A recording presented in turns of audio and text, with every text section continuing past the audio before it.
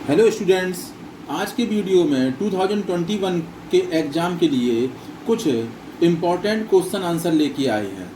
और यदि इन क्वेश्चनों में कोई डाउट हो तो आप कमेंट बॉक्स में वो क्वेश्चन पूछ सकते हैं।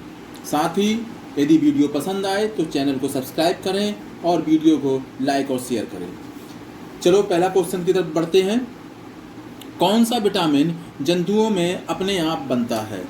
कौन सा विटामिन जंतुओं में अपने आप, मतलब जो ह्यूमन बॉडी में नेचुरली रूप से बॉडी उसका प्रोडक्शन करती है, तो कौन सा विटामिन है? Vitamin B12। ध्यान रखना, और सारे विटामिन जो होते हैं वो हम आर्टिफिशियल रूप से नेचर से ग्रहण करते हैं, ठीक है। पर ये विटामिन B12 एक ऐसा विटामिन है जो बॉडी अपने आप इसका प्रोडक्शन करती है, ठीक है।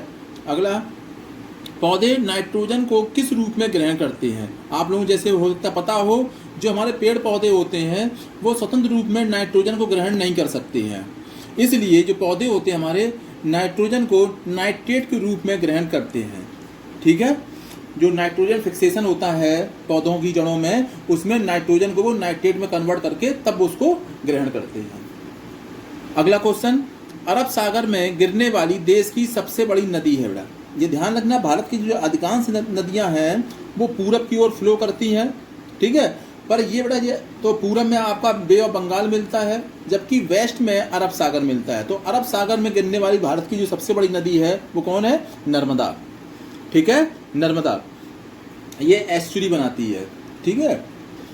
अगला क्वेश्चन, सर्वाधिक अम्लीय वर्षा होती है। ये ध्यान रखना बेटा कि पूरे वर्ल्ड में जो एसिड रेन है उसकी सर्वाधिक मात्रा कहाँ देखी गई है? तो वो देखी गई है नॉर्वे में, ठीक है। नॉर्वे में सर्वाधिक वर्षा देखी गई बेटा। कुछ स्टैटिक जीके हैं तो इनके जो डाटा है वो आपको लर्न नहीं करना पड़ेगा।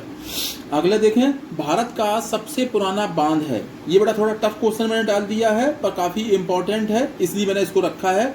भारत का सबसे पुराना बांध है, तो ध्यान रखना इंडिया में जो सबसे पुराना बांध है उसका नाम है कल्लानाई, ठीक है। बांध का नाम क्या है? कल्लानाई। कहाँ पर है? तमिलनाडु में है। और ये जो भारत का सबसे ओल्डेस्ट डैम है वो किस नदी पर है? कावेरी नदी पर है। ये चीज़ ध्यान रखना आप लोग, ठीक है। आप लोग इसे किसी बुक्स में अभी ये क्वेश्चन नहीं पाएंगे, पर ये इस समय चर्चा में आया था तमिलनाडु की पॉलिटिक्स में, इसलिए मैंने ये क्वेश्चन आप लोगों को दिया है। आप लोग देखेंगे कि आपको अभी ये इस टाइप का क्वेश्चन अभी किसी बुक में नहीं मिलेगा, ठीक है। अगला देखेंगे, दहसाला बंदोबस्त के जन्मदाता हैं। अकबर के टाइम पे बेटा ये दहसाला बंदोबस्त आया था, भूमि सुधार से रिलेटेड था। तो इसके बेटा जन्मदाता कौन थे? टोडरमल, ठीक है। काफी विद्वान शख्स थे टोडरमल, तो उन्हीं ने इस दहसाला बंदोबस्त को जन्म दिया था, उसका उन्होंने निर्माण किया था, ठीक है। अगला क्वेश्चन, भारत के एकमात्र राष्ट्रपति जो निर्विरोध चुने गए, ठीक है। मतलब निर्विरोध का मतलब बगैर इलेक्शन किए ही वो राष्ट्रपति के पद पर उन्होंने ग्रहण किया था, वो थे आपके 5वें राष्ट्रपति नीलम संजीवन रेड्डी, ठीक है ना। नीलम संजीव रेड्डी भारत के निर्विरोध राष्ट्रपति जो हुए थे। अगला, भारत का समय इंग्लैंड के समय से कितना आगे है?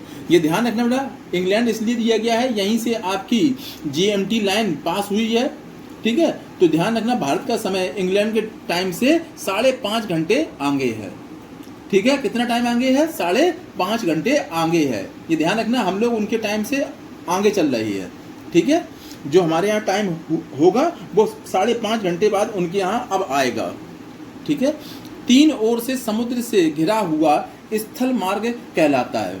बेटा लैंड का वो पोर्शन जो 3 साइड से 3 डायरेक्शन से क्या हो, पानी से घिरा हो, समुद्र से घिरा हो, तो उस क्षेत्र को कहते हैं बेटा प्रायद्वीप है। क्या बोलते हैं? प्रायद्वीप। जैसे आपने सुना होगा दक्षिण का प्रायद्वीप है।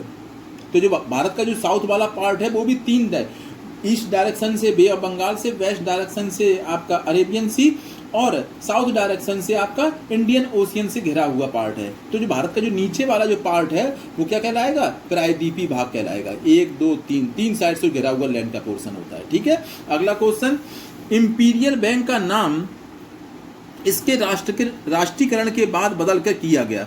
जो बेटा बहुत पुरानी जो बैंक थी इंपीरियल बैंक, जब इसका राष्ट्रीयकरण हुआ तो वही राष्ट्रीयकरण होने के बाद इसका नाम क्या हुआ? 1955 में भारतीय स्टेट बैंक, जो भारत की इस समय पब्लिक सेक्टर की सबसे बड़ी बैंक है, ठीक है, सार्वजनिक क्षेत्र की सबसे बड़ी बैंक है जिसकी सबसे सर्वाधिक शाखाएं हैं, ठीक है, भारतीय स्टेट बैंक। अगला क्वेश्चन देखते हैं।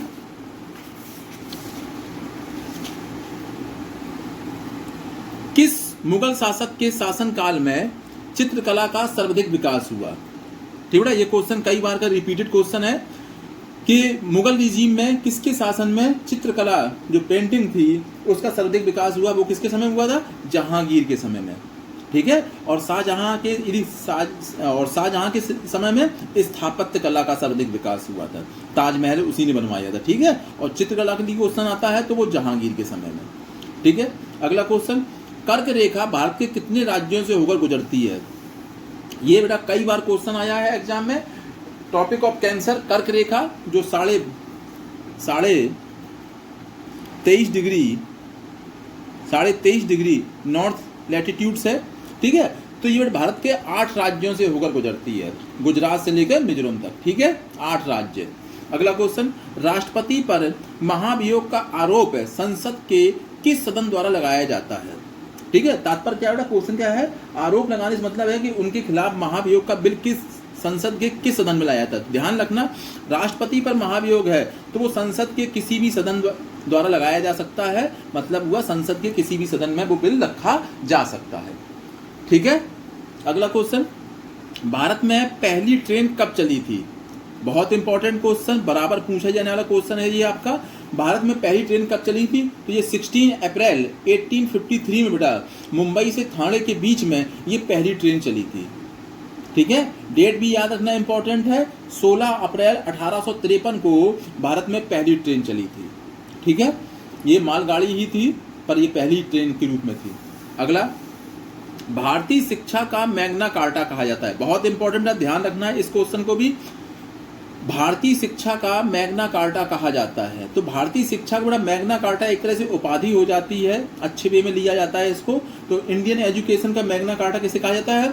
वुड डिस्पैच, किसको कहते हैं? Wood dispatch. ये कब आया था? 1854 में आया था, ब्रिटिश रिजीम में आया था, वही लोग लेके आए थे, तो इसको भारतीय शिक्षा का मैग्ना कार्टा कहा जाता है।